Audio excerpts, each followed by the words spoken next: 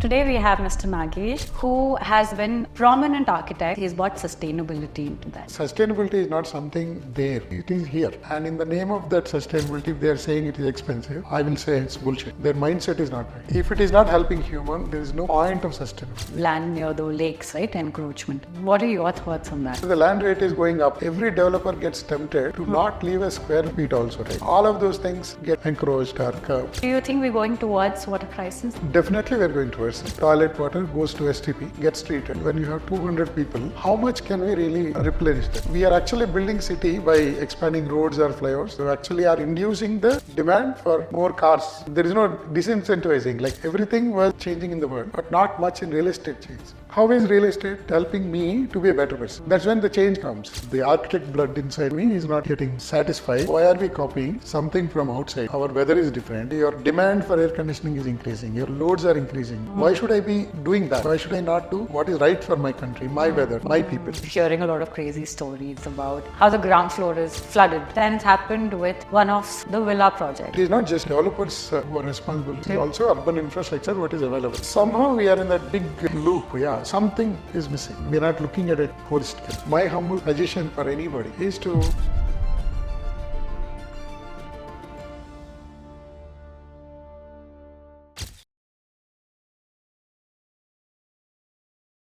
Today we have someone special, someone who dons multiple hats, and most importantly, who's done good things for the planet. Today we have Mr. Nagesh, who has been a prominent architect, who has done very big projects, but the important part of it is he's brought sustainability into that. Thank you so much for coming, Nagesh Garu. And thank you, Annie. It's really a pleasure to have you on this episode today. Could you just give us a gist of your journey and, so the audience understand where you're coming from and what you've done? Oh, and it's almost like 3 decades that I'm in the industry. I started as an architect.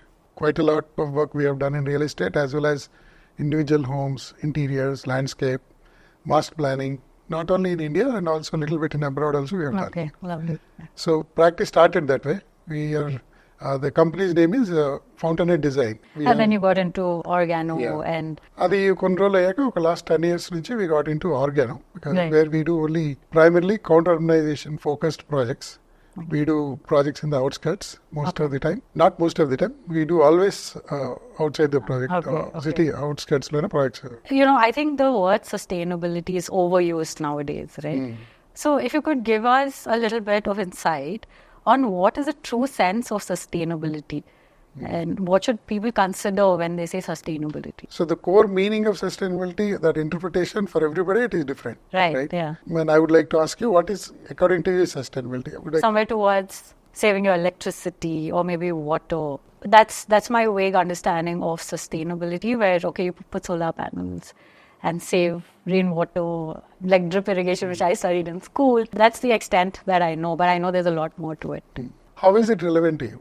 Personally, okay. Not spiritually. Like, see, Right. sustainability is a buzzword, right? Like, Yeah, see, yeah. you do it some few things because they are feel-good things. Right, I agree. Right? But for you personally, what is it? I think personally it would be, yes, you would have a chunk of amount that you put into, I'm referring to solar panels, right? Where your cost per month, electricity bill, would come down drastically. But you need to put that chunk initially as an investment to do the setup, right? So that's again my way of Why understanding. will you do that? That is, you're doing it because you are getting some advantage. Correct. Right. Yeah. I'm being practical about it. If I have to do it, I'm going to bring certain amount of practicality where, yes, spiritually, yes, I would want to do a lot more. But this is something I would like to start with, which will also benefit me. So like this, see, in your own case, if you see sustainability, that, when if you want to embrace, you're saying there's some benefit to you. Yes. Like you want to put some money, Yes. looking at some gain that you will get it. Yeah. First of all, fundamentally, the sustainability, who is this for?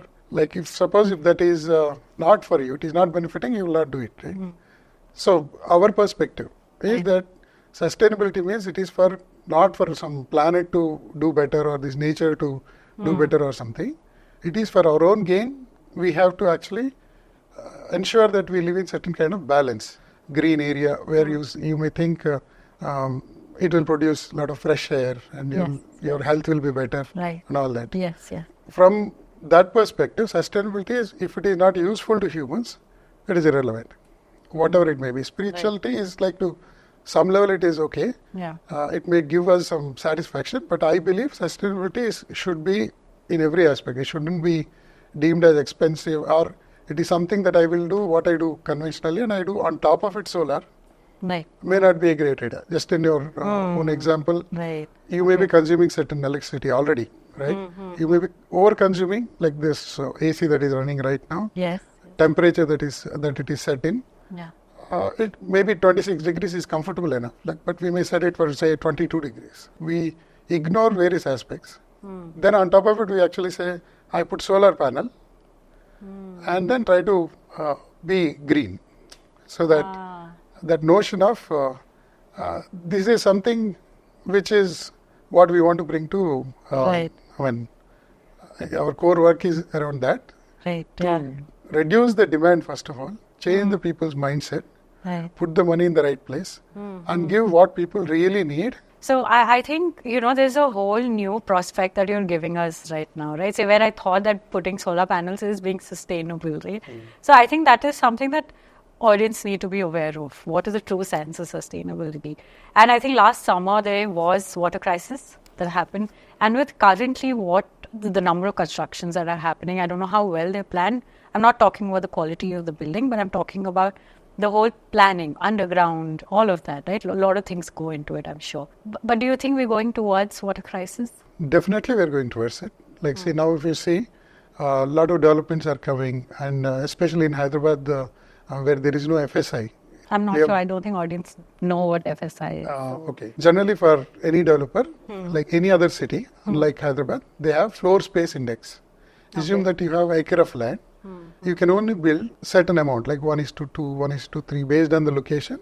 1 square foot of land, you are allowed to build 3 square foot of built up. Okay. Right? Oh, so it's basically FSI is built It's a up ratio. area, is it? Yeah. Okay. FSI is floor space index. It could be commercial, it could be residential, or any other use it could be. Okay. That is called FSI. This floor space index for every city like Bangalore, Mumbai, based on whatever their context, they have certain limitations. You have to, based on the location of overall city where that land is, Okay. like they have zones in that, they restrict buildings in a certain way. Okay. Like Hyderabad does not have that kind. We have free FSI. This happened long ago, probably around almost 20 years, I should say. I'm not sure which year that was. Okay. So for a quite long time, it is there.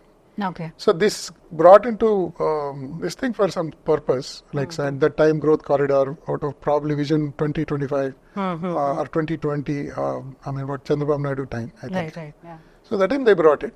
Those days it used to be 1:3, 1:2.5.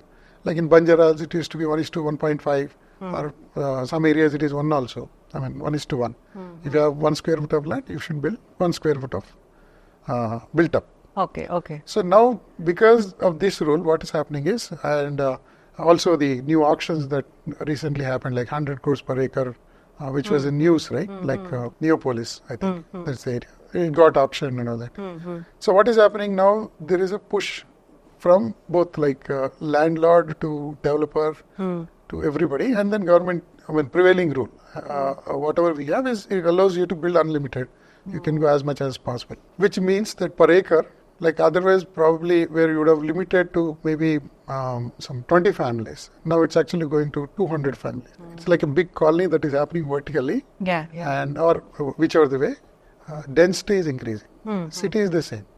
Our infrastructure, what was originally planned in a better way by Mokshigundam Visveswara long ago, that was like there were a lot of lakes, they were interlinking. There was some science to take care of this flooding or both, water demand itself. Okay. Right? Okay. Those things are gone for toss. Now we are of course dependent on water from outside, like Pranahita or various other projects government supplies Yeah. by redirecting the rivers or whatever. The water is coming to cities now. Yeah. So this water demand has increased enormously, right? Like for 200 families or 250 families is what we are talking about Yeah. right now, is increasing the demand per family. Like you definitely need that water. Like unlike olden days, your water demand has increased because everybody is used to showers and then, a lot of fixtures, bathtubs and all this, affordability increased. Yeah. Like even a typical our overall growth, if you see, per capita or consumption of various things has increased. Increased, yes. Right? In that consumption, this water also got increased. Now, in 1 acre, when you're actually going up and concentrating 200 families in one place, there is so much water that has to be supplied by government. If government doesn't supply, you will go dig into deep aquifer. Right. Right, and you will tap into that and take out all the water. So water is that much when it comes to groundwater table. That is what is available. That's what you can take. Yeah. Of course, there is enough. But in Hyderabad, like what was water table once upon a time, which is at maybe around 200, 300 feet. I mean, practice people used to do that much. In all our projects, we used to do that much of bore wells. Now we are talking about 1,500, 2,000 square feet bores. That is one way. And the second is government is also spending money. They are also generating power. There are lift irrigations, right? Per liter, there is a cost. There is an energy that government is consuming. And there are so many natural resources which are getting consumed to supply that water. May it be power through coal, power through whatever different means. So that water is what we are consuming. And after consuming, what are we doing in the apartments? All our toilet water goes to STP, gets treated. And mandatory 85% of that water is supposed to be used in your WCs. It has to be in a closed like loop a recycling system. Can we really recycle when you have 200 people in per acre? How much water comes out every day? That 85% of that, how much land even if you leave? How much ever like you irrigate, how much ever you bring back to your showers, I mean your WCs or domestic, I mean recycling that you do. How much can we really replenish that? I mean the demand is so huge, obviously we'll have water prices.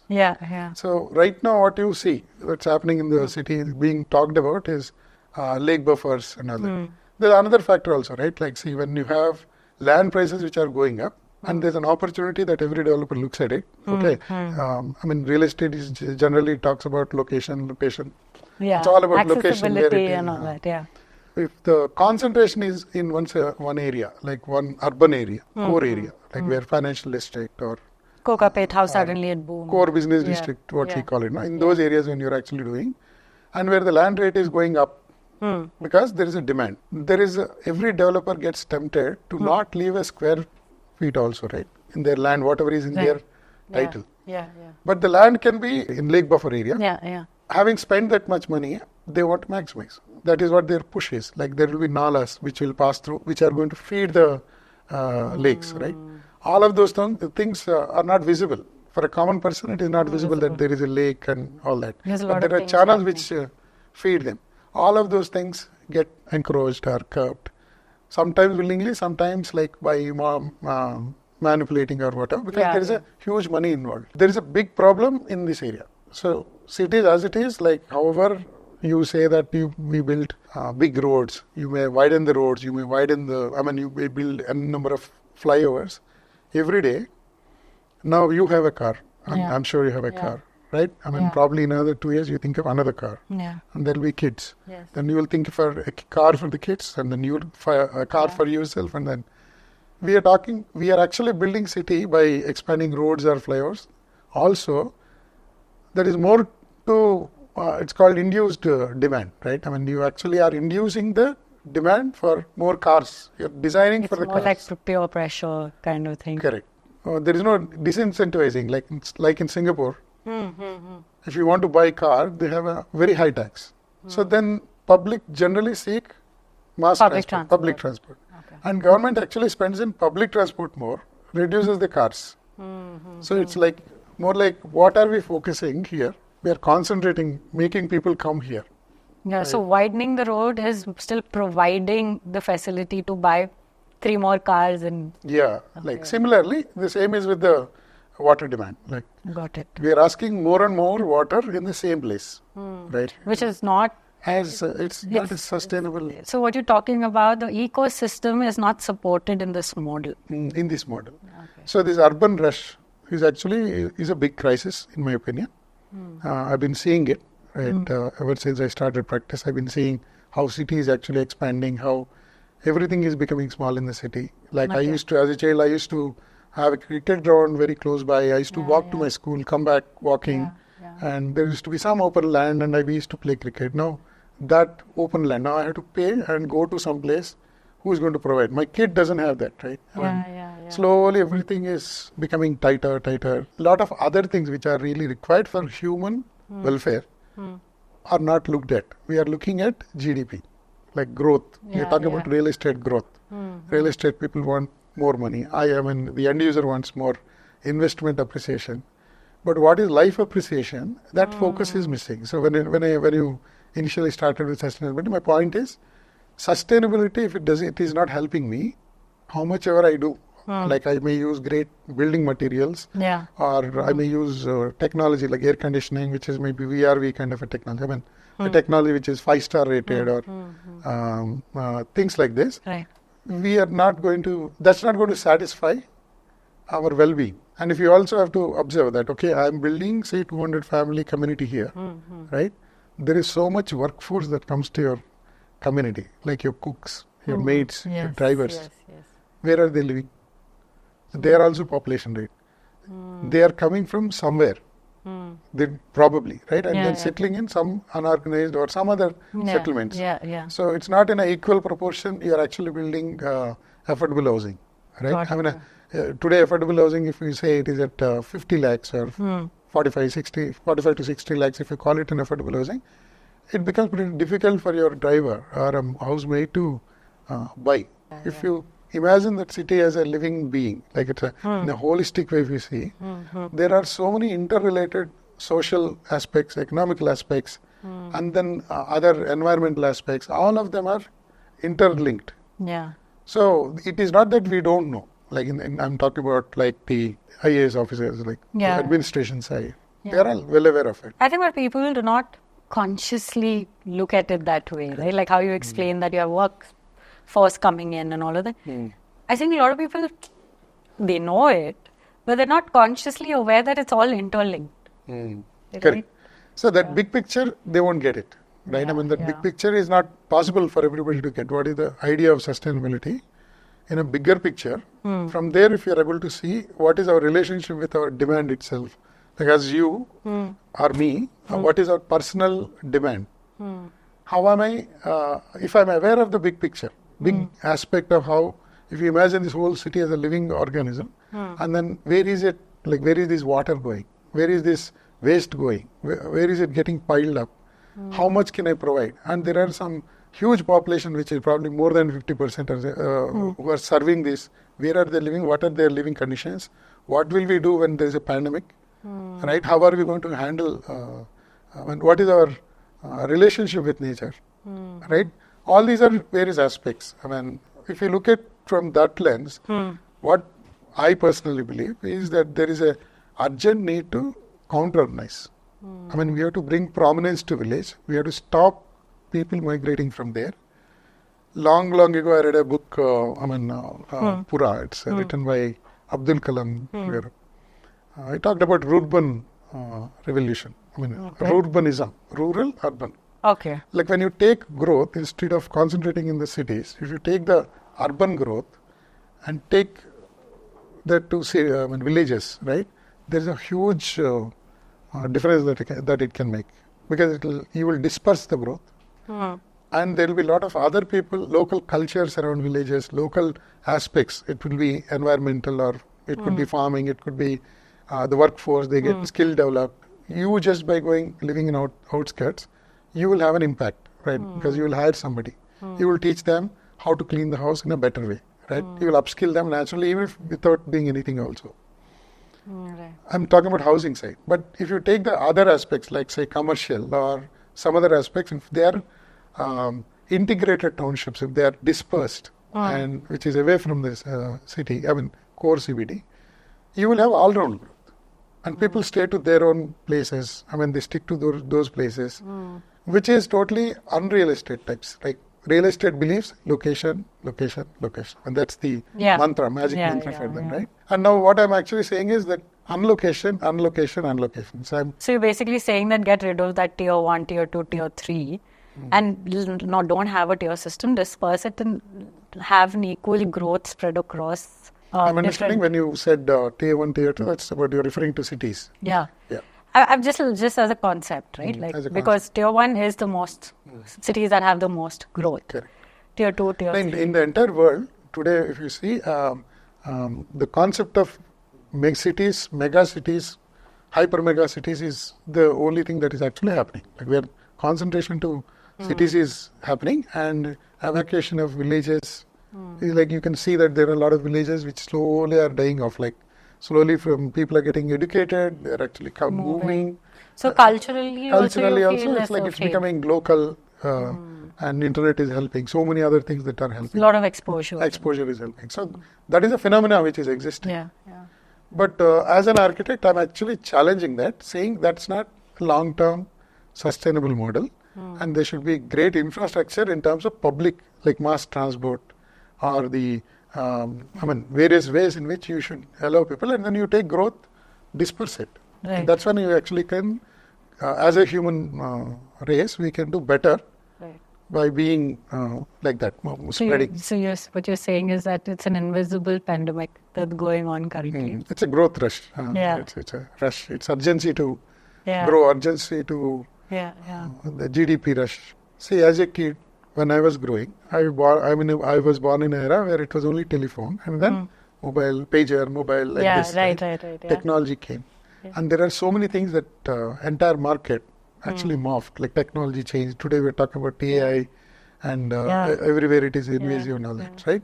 But what I could not see very strongly, very clearly, everything was changing in the world, but not much in real estate changed. That's all you feel like it's always been Not much changed. It was 2 BHK or 3 BHK those days, and even today it is 2 BHK, 3 BHK. That's what is being sold. Right. Now, when you look at any ad, what do you see? 1.5 crores, 3 BHK apartment, and from dash to dash. Some SFT to some SFT, based on location. Yeah. So what are they talking about? They are only talking about, majority of the real estate. They are referring to your pocket.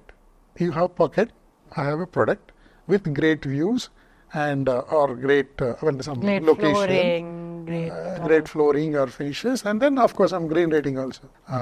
You are there, like you have this profession and you have certain lifestyle, and that lifestyle has certain things. You embraced a lot of technologies and you don't have time. It's not like your mom, you have a lot of time here. You're a working woman. You may have children, I don't know. Yes, I have daughter. Yeah. So you have children and you have to take care of that responsibility. Your husband works, you work, and the life changed, right? Yeah.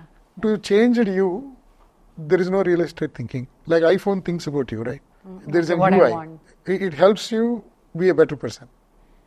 How is real estate helping me to be a better person? A better person in terms of demand reduction or ease in my life. It could be various ways, right? Real estate is not thinking more about humans. It's about talking about growth. According to me, real estate is not changing that much. It is changing its construction technology. Okay.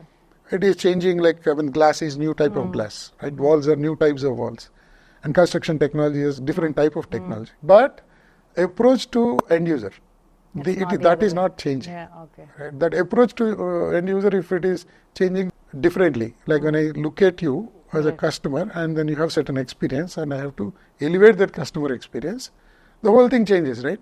That's when the change comes. So what is about, I think it's called IGBC certification. What is all of that about? And Indian Green Building Council is one of the popular agency here, which does green rating. But there are so many other agencies also in line with like GRIHA, and there are other certification agencies which are, I think they're not part of government. Government doesn't do this green certification as such. Government has only MOF, Ministry of Environment and Forestry.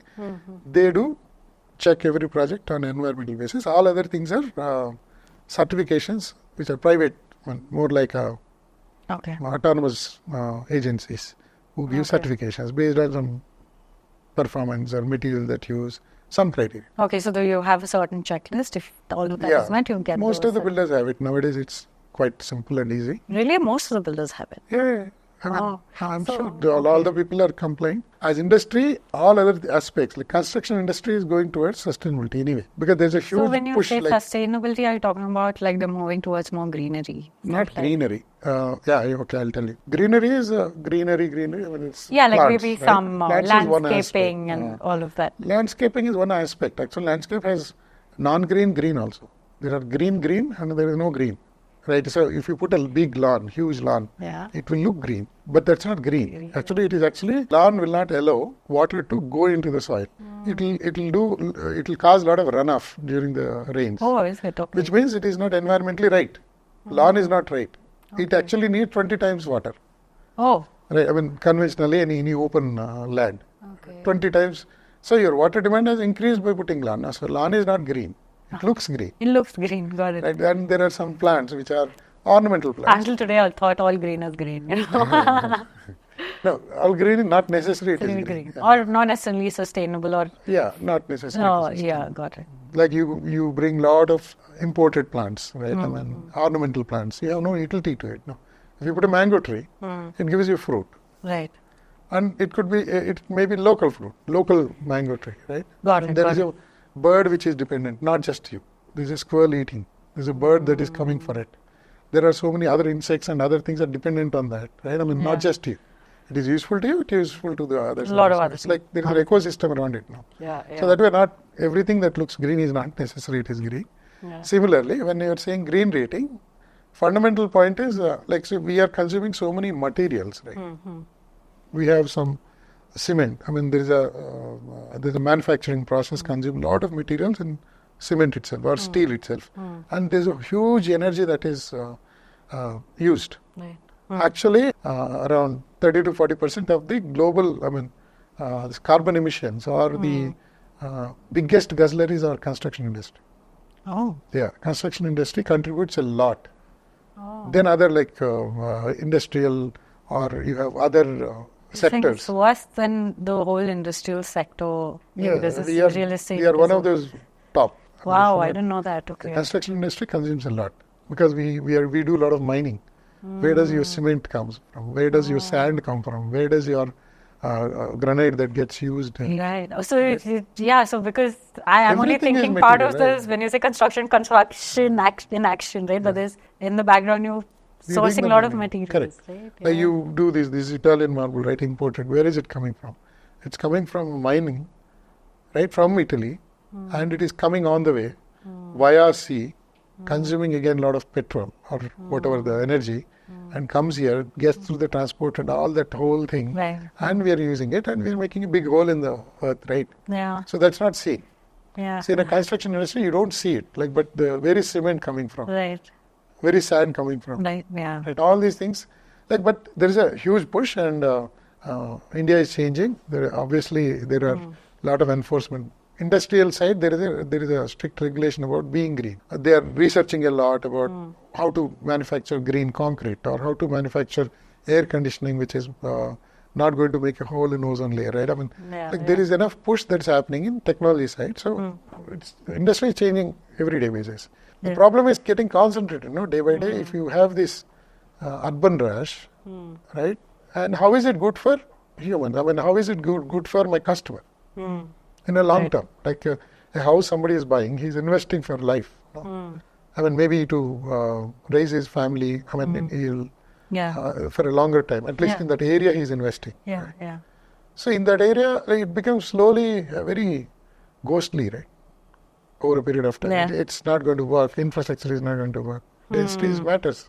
As it is, population is increasing. Yeah. And you're on top of it, you're actually glorifying the cities. And everybody is coming to cities. It's a bigger problem. Every day, the problem is becoming bigger and bigger, in my opinion. So Nagesh, you know, before you started Organo, you've already done very, very big projects. I'm assuming like towards commercial side of it, right? I want you to cover the whole transition. What made you get into taking this approach while you were already successfully doing big projects, right? Yeah, I mean, I named my company name Fountainhead. I read that novel long ago. Okay. So I thought Oh, it's from that novel, is it? Okay. That influenced me a lot. So I used to think I'm a Harvard rock, the hero of the story. Okay. So atla, very young I started. Like when I started my practice, I started around, maybe I was 21, 22. At time low, that's when I started my office. From then to now, say 10 years back, we did a lot of different type of works. Like we did houses, we did high-end homes, and so many like typology was large master plans. All through that experience, at some point I realized that whatever we are doing, the architect blood inside me, that origin in me is not getting satisfied when I'm actually doing practice. So at some point I realized I'm only advising people. People may take it or leave it. Right? There are so many, if you observe a lot of commercial buildings that are happening, I have a contradiction around it. Like, see, India, why are we copying something from outside? Our weather is different. European weather is different. Or American cold countries where the weather is different. Of course, there's an RFP which comes to the developers to build certain commercial buildings in certain way. That is to, they specify a matter. Usually they follow a tender or a RFP for a commercial project, office building. There's an RFP that gets floated. Okay. Builder has to comply so that the tenant will be the MNC that is coming here, right? Okay, so you're looking at like bigger MNCs like say IBM, Microsoft. So you have to comply to certain standards. Standards of their countries, right? Okay. When that comes to India, we have a weather which is like maybe 2 or 3 months. It's a harsh weather we have. But rest of the time we have comfortable weather. We don't need to close the doors and sit in a air conditioned spaces and all that, right? You don't need that kind of. Yes. So, but if you see, just look outside this window itself, you will see a lot of glass buildings everywhere. Yeah. I detest those things. They actually mock at me saying, hey, don't you have brain? Why are we building these glass buildings? Actually, they're getting cooked up throughout the day, entire heat gain. Sun is entering the building, right? And your demand for air conditioning is increasing. Your loads are increasing. It is becoming more expensive to, for the end user, like even to rent or anything, or like it's a big guzzler. Yeah. And also in making itself, we are actually spending a lot of money. Right? The glasses will cost more than a wall, right, or more than something else, which could be some other alternatives. There can be some much better alternatives if you look fresh. So we are not looking fresh. Like when we are questioning, like why should I be doing that? Why should I not do what is right for my country, my weather, my people? Right? So that approach is not heard. Like it won't be heard, obviously, because similar to right now scenarios, like you have a land which a developer purchases for, say, 100 crores, or even if it is 50 crores. He need to build so much. If I tell that you build less, will he listen to me? No. He won't, because he cannot sell the property price, like he will load that entire cost to the end user anyway, right? And end user will find it very expensive and unviable. So it's like a chicken and egg kind of thing. Who came first? It's going on. Yeah. This is going on. The focus is not coming to humans. Like the human-centered design and that has less value. I was not getting satisfied in conventional practice where I'm not contributing to my profession. I'm not doing justice. So that's when we decided, what if we do something more meaningful jobs where we look at the problem afresh. Right? Look at the end user first. Design a product, not a project, which makes sense in a bigger terms, like environmental and then people, like holistic meaning. Got it. Right? Like we call it samavriddhi. Like it's a holistic well-being. Okay. How do our projects make more meaningful? Is what that was the origin of thing. 10 years back, we thought cities are not the right answers. We should go outward, push people outward. We started with one small project, and we created so many closed loop systems within the project where we integrated farming into a residential community. We integrated solar power generation, renewable power generation within the community. First of all, we focused on reducing the demand itself by reducing the size of the house to the house design where it consumes less power by giving more ventilation and then more cooling, like rooftop solar we put that cools the roof, thereby reducing the power consumption for the air conditioning loads and all that. Like various things that we have incorporated. We harvested the rain and we held that water in some retention ponds, which we used it for irrigation as well as all our STP water after getting treated. It goes back to the forest or farming, those areas. Integrated dairy within the community, like witnessing the food in organic practices where chemicals are not added every day into the soil. Like the people in our communities, when they're walking in a much better soils, better air, right? And then quality water. Rainwater is the best water than even groundwater table. So we try to balance various factors and attempted in our first project. We did succeed to greater extent. Of course, we learned a lot over a period of time. We maintained that project also. Okay. Not just that we built and handed over, we maintained. Got it. We created a community. Got it. When everybody is believing that there should be, in such locations, only plotting can be done. That too when Andhra, Telangana is getting divided. And I mean, our project started around that area. Okay. Around that time. Got it. And there was a recession. So many things happened. In that era, we actually believed that we shouldn't do plotting because if people are not there, by drawing lines on the land, we are not doing justice to the ecology. I mean, if you go around the city, you will see a lot of plotting developments which are vacant for ages. That's one thing that we never wanted to do. So we brought a community, created a collective farming community. We call it prosumer community. Okay. Where the community produces and consumes. Got it. Unlike conventional model where you go buy and you're just consumers, right? In cities we are just consumers. We're consumers of energy, consumers of vegetables. It's kind of balanced living. Balanced living, like a balanced diet. Right. Okay. So what is the difference that you see from your first project to now? Has it become easier for you to sell or it remains the same? So I would say, we are a product which is market resilient. We don't compete with anybody. Right. We could do that because we bothered about the end user. We do understand there is a certain segment of people that we want to build a project for, and we study their lifestyles. We look at their aspirations and we make our product aspirational for them. And then it makes it easy for them to live in that community. Is what we'll somehow strive to achieve and deliver. And in that journey, in our first project to now, I think we're definitely better because we have learned so many lessons also by being, I live in the community that I built. Okay. Not just me, all my other partners also live in that. Okay. So we first-hand information, this is working, this is not working, this is how solar is giving trouble, or this is how biogas system that we have in the community is giving trouble, or the dairy system has these kind of issues over a period of time. So this is the first-hand information that we have. And then by maintaining, and then of course by building strength in all different areas where our product is designed for, we are in definitely a better shape. Okay. Now we have around 3 projects going on, where we are going to maintain our communities. So which means, like, you be part of a project, you don't have to be green, so-called green, or you don't have to put an effort. Your life is green. Live the way you live.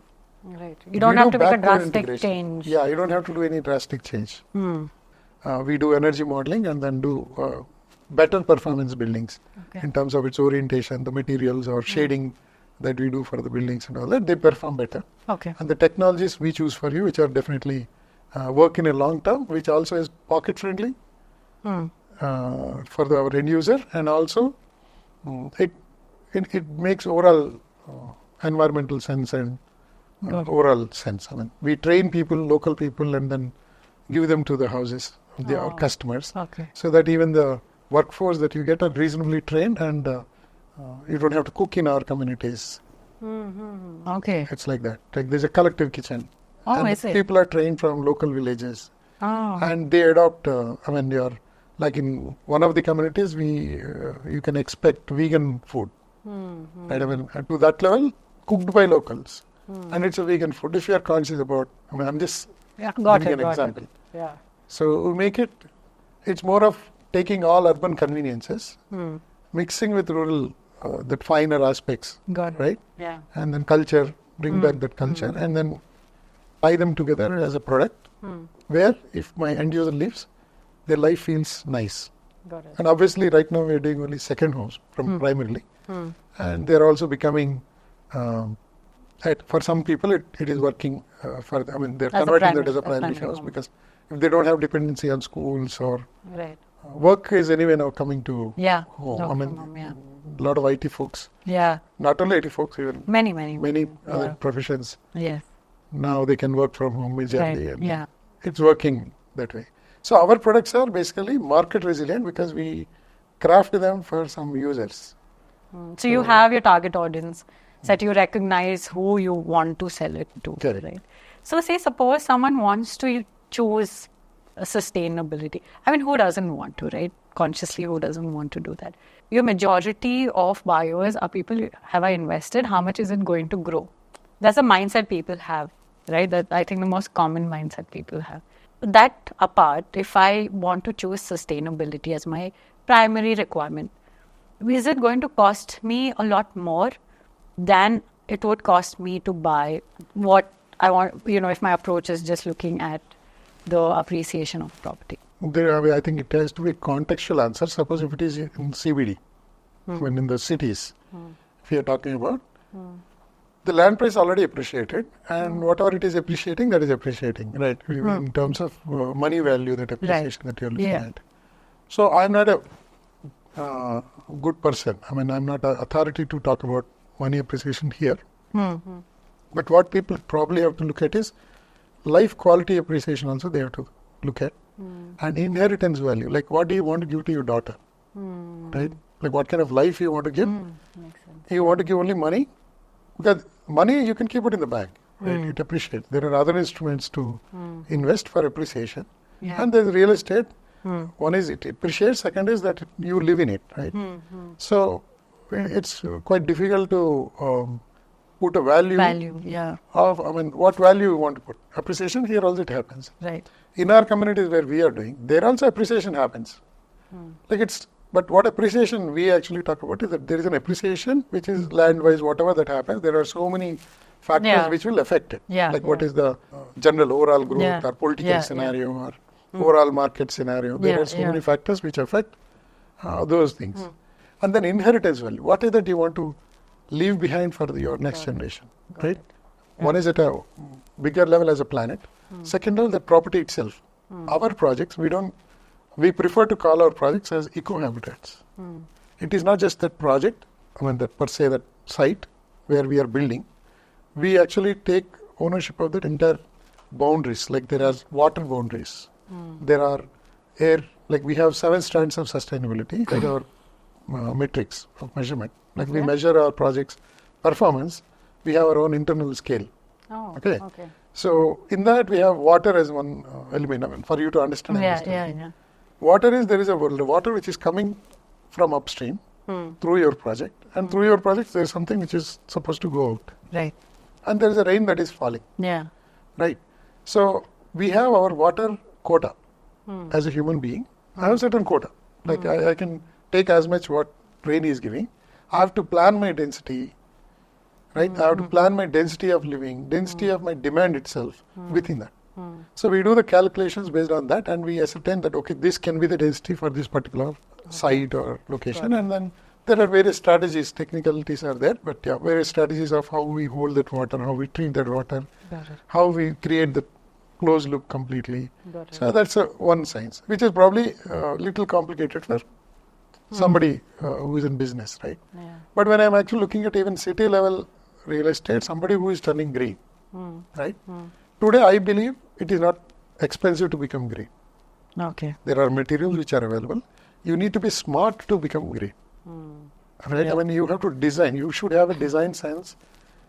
Even if you're doing high density buildings, you can still be conscious and look at how the ventilation is set, how the heat gain is happening because of maybe it is west facing or a south facing, how the wall is actually. So basically reducing consumption with other factors where I don't need AC for 24 hours, maybe 2 hours in a day.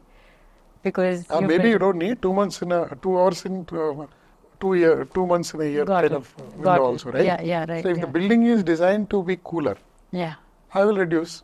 Thereby I can actually reduce it. My heat load is reduced. Heat load actually contributes. to almost like it's a major contributor. Electricity, if you are paying bill, major chunk is coming not because of the lights, because of the heat loads. Geysers, they are basically big guzzlers. They, I think, contribute to around 50% almost, I should say. Wow. That's the load. If I'm a builder, I'm designing for that load, right? Without considering good ventilation and demand reduction if I'm not doing. I am spending more in my infrastructure. My transformer rating changed, size changed. My cable size changed. My other gadgets and other things that I require as an infrastructure that as a builder I have to give, that is changing. That is increasing. A smart design can reduce that load, right? Bring down my cost, whereby I can provide you a good solution, green solution, at same cost. So I'm glad you broke that notion. I think there is a notion where you use a sustainable. I walked into this interview, right? I saw in the lift, there's an air conditioner. Yeah. I'm actually like, okay, wait.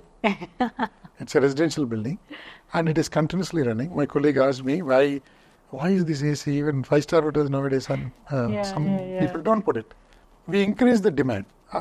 As a developer, I advertise to you, this is a luxury 5-star community and all this, so I put up a price. Obviously, I have to demonstrate that, right? I have to deliver that. To match it, I'm actually including lifts also with air conditioning. Yeah. Do you really require, when they're inside, right, they're actually inside a core. Building is surrounded with flats, inside is the core. Core is not open to sun, which means the walls are generally in that cooler. Lift is not, except the speakers, like how much time that you are in the elevator. So there is a demand that is created. I actually created a demand. And I not proposed and demanded, increased it. Yeah. So how can that be? So the thinking is a problem, not the cost. Certainly, I disagree that it's not the cost which is affecting. Sustainability is not definitely expensive. So suppose I buy it now, I'm convinced that I want to buy a house which is the core intention is sustainability, right? So to maintain a sustainable living, does it cost me, is it more costly to maintain? When I gave you a simple example, if the lift is not air conditioned, your electricity will be reduced. It's in the common area, right? Yeah. If it is not helping human, there is no point of sustainability. We are as a human like any other animal. Our agenda is not to protect nature or save nature. That is a hypocritical thing, right? You don't have to worry. Nature will take care of itself. Right? Yeah. It is for us, sustainability is important. If it is important for us, sustainability should reduce everything. Financially, it should be sustainable. Maybe under construction, during the maintenance, there should be fresh air in the lift maybe. Yeah. That will help me. Even if tomorrow there's another COVID comes, or even otherwise COVID probably in a different way it is there, right? There's a fresh air which is actually taking off. Like all the people are going through that only. That is our road. Like these 30 or 40 floors, lift is our road. Get out of the lift. If you have a flu, they are there. What I need is not air conditioning. What I need is a fresh air. So whereby my well-being is taken care. And it is a smart thinking, right? Like where user comes first. Okay, this is my user. This is the density. For this density, these are the type of problems that they have, risks that they have. Answer to that will be simple, right? It's not like I'm not asking something else. Like I'm not finding fault with anybody here. Maybe architects, we ourselves are problem that we are not educating builders. Possible, yeah. Possible, right? All of us are possible in our own ways. Yeah. The end user is asking for something. That is also another problem. Like he is not aware of something. Absolutely. Somehow we are in that big loop. Yeah, something is missing. Right? We are not looking at it holistically. Definitely, sustainability is not expensive. If it is expensive, it is useless. It is not sustainable. Actually, it makes sense. The whole word sustainability is it's not supposed to be expensive. It's supposed to be self-sustainable, right? Yeah. It should be user-friendly. Yeah. If it is helping me, why will I not pay more? Right? You have to give me that extra value. So I believe in this capitalist mindset. I stick to that point that sustainability, if somebody is offering, and in the name of that sustainability, if they are saying it is expensive, I will say it's bullshit. Their mindset is not right. So you mentioned that your projects are a little away from the center. Are there people who are willing to travel the distance? Suppose they are working people who have to come here, say, 3 times a week. to the office.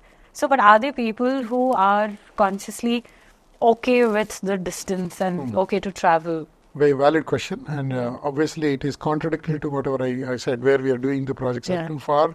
If they have to travel so much distance, they consume every day up and down so much petrol, so much time. We do tell our prospective customer very clearly that if you're planning to travel every day, we are not for you. Right? You have to change your lifestyle. And if your personal life allows you to change, that you can work from there, right? Or your children are like already a certain point in time where they don't need to depend on this. Or if there is some other model, like open school or homeschooling, that's when we can attract our customer to our projects. Today we have that because our scale is very small. We are not in a position to create an integrated, although our dreams are big. We are not in a position to create an integrated township where schools are also there. There are offices also on that stuff. We can't build huge districts that we don't have that muscle today. But it's a beginning where we are actually showing a place. Like instead of buying your farms with your excess money, we are saying, don't build into isolated farmhouses. Get into a community where collectively it can be managed. Right? I mean, you have better life. Your individual farmhouses have no incentive for your children or everybody to go there. Right. I mean, they won't pull you as much. Initial that for a few months you will feel motivated to go. After some time they die down. And after that it is not definitely a sustainable model. Not in terms of green sustainable or something. Financially it's a big guzzler, right? It will ask for caretakers like farm or whatever you do. All that needs a lot of effort and a lot of energy also. So this way it is not sustainable. Come to us. If somebody is buying a farmland or farmhouse, planning for a farmhouse, we are the best people for that. Got it. Because we give them everything together. It's a larger open spaces. You are witnessing your food, how it is being produced, and it is by the best people. I mean, experts. Dairy is coming from there, and then power, everything is managed. Experts are managing. So for those people, we are the answer today. Got it.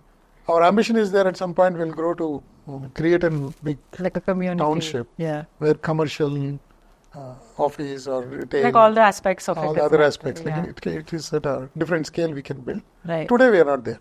Got it. But of course we make their life easy in terms of we have healthcare within the community. We have food like of different cuisines that is offered within the community. That's all in the campus. Right. Okay. So I recommend that you come sometime with your family. Sure, definitely. I'd be very happy to see how it's put together, right? To understand how it adds value to me. Because I don't think I've seen a project where the primary focus is on it. It's very rare, and I would love to come and see it. As a price, the normal norm of any project is nothing. On an average, it's 1.5. Anything that you're buying, right? Do you feel that currently the pricing that's here is overly done? As long as land prices are like that, construction cost will be like that. I don't think it is overly priced. I mean, that's my opinion. No, not your projects. What I'm saying is city, like in general. In cities, it is not definitely overly priced. Hyderabad is not overly priced. Majority of the projects are not overly priced. Okay. And construction costs are like that, and the land costs also are like that. It's not definitely overly priced. So you're saying in my opinion. Maybe we're running at a higher pace in terms of the ratio of increase that's happening. Maybe it's faster, but there's nothing wrong with it, is what you're saying. I feel. Okay. Because land prices are increasing, right? That's a problem. So, I didn't quite understand this. So when you say the land price is getting jacked when the government put the auction, right? So what does that... it has a ripple effect. See, when you have a land which is auctioned and you set a benchmark to the entire industry, that this is the price of the land. Hyderabad, once upon a time, say it was like per acre in a reasonably good location, per se, maybe around 20 crores. Now with one auction, right, where all people are bidding, focus comes to some, whatever that is, it may be fabricated or it may be real also. I don't know about that. The price went up to 70 crores, 80 crores or 100 crores. Now that creates a problem. Right. That creates the problem of like expectation from the land. So they set a benchmark which is suddenly just hyped up. Okay. So if you want to get a quality lifestyle in a building, the density has to be lowered, in my opinion. Even science will definitely prove it that that's what it is. That this land price is not allowing you to afford. So thereby they are actually going for higher FSIs like how it is there in Singapore. It's happening. Have you lately been seeing a lot of rains and hearing a lot of crazy stories about how the ground floor is flooded, right? And it happened with one of the villa projects, right? What are your thoughts on that? How does a builder or a developer address that so it does not happen? I'm sure there must be something that we can do that, where we're not facing that issue. It is not just developers who are responsible, according to me, for that. It's also urban infrastructure, what is available. Okay. So earlier, all of us assume that there is a sanitary line which is on the road, like for the rainwater or whatever, the stormwater drain, is designed for a previous era, right? Which is designed with certain standards. Now, the developer who is actually building here is forced because of he's following the regulations. And he is getting permissions to build more density. So thereby his own excess load, excess water that is after treatment or whatever, he will go back to rainwater, same gutter from there. Yeah. And the climate is also changing. Like you are able to see that there is a lot of cloud bursts suddenly. Yeah. In 1 hour, if you are you're throwing a bucket of water in a small, funnel at a time. The mouth is going to be small, right? It won't allow. Yeah. That time it will choke.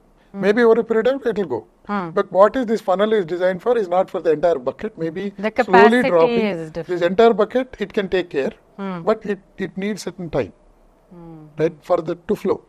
In 1 hour, one bucket passing through one funnel versus it comes in 1 second or 1 minute. Suddenly you put it, it will choke. So I will say this is something which has to be looked at based on which place, how it is, and then it cannot be one journalistic answer. Right? Oh, so it's just not a builder's thing to look into, but as not necessary. Not necessarily all the time it is builder's fault.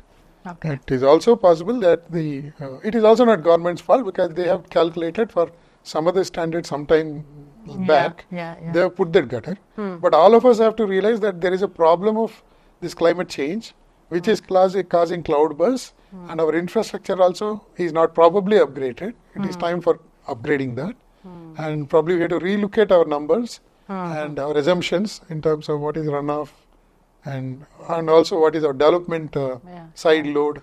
All these things have to be looked at, and the infrastructure should be relooked at.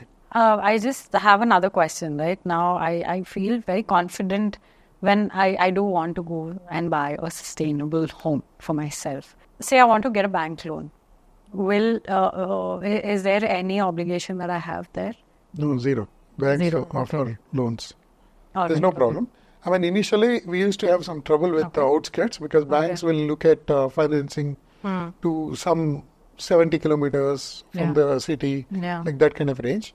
With recently we could convince SBI, they are financing for us, and so many other NBFCs are there. I also now see this, like how Sunny Kokapet and all of these areas had come up, right? Do you feel South is going to be the new West? I'm wrong person, but I will say on this earth, for me, every location is beautiful. Are you being diplomatic? No, I'm not being diplomatic. I'm being really good.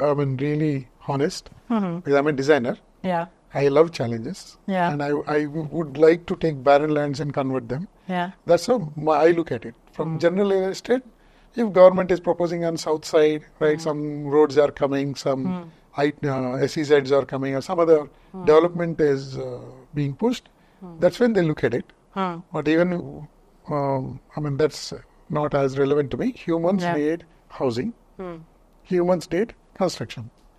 And if you are sensitive about their requirements and you look at them as human beings, you have opportunity everywhere. This is how I look at the real estate. So for me, any direction is good direction.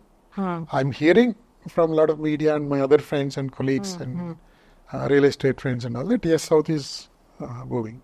I think the other new subject that everybody is discussing about is the land encroachment. You had also mentioned a little earlier about land near the lakes, right? Encroachment.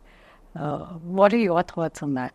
Lake encroachment, that very word itself, you're encroaching. Right, yeah. Obviously, that's illegal, so they have to do, so that way I don't think Any government should do that. Right. They should continue to do that. They should keep on checking. FTL also keeps changing based on Right. this climate change. Yeah. Based on the new flood levels are Yes, going to be yes. different. Yes. We are reach-analyzing. I would say not only FTL, they should also look at the streams that are connecting to the thing, which they are doing. I mean, their, their agenda is that. Yeah. Definitely, it's a good sign, welcoming sign. Like the very word itself is encroachment. Yeah, yeah. When you're encroaching, obviously you should be punished. There's nothing. Nagesh, it's been a pleasure having you on this episode. My whole perspective of looking at sustainability has changed. I think I'm a new person today. And So what's your sustainability? I will end it with that. No, for you, what is sustainability? it's not about the bigger things. It's on your daily rituals that you have.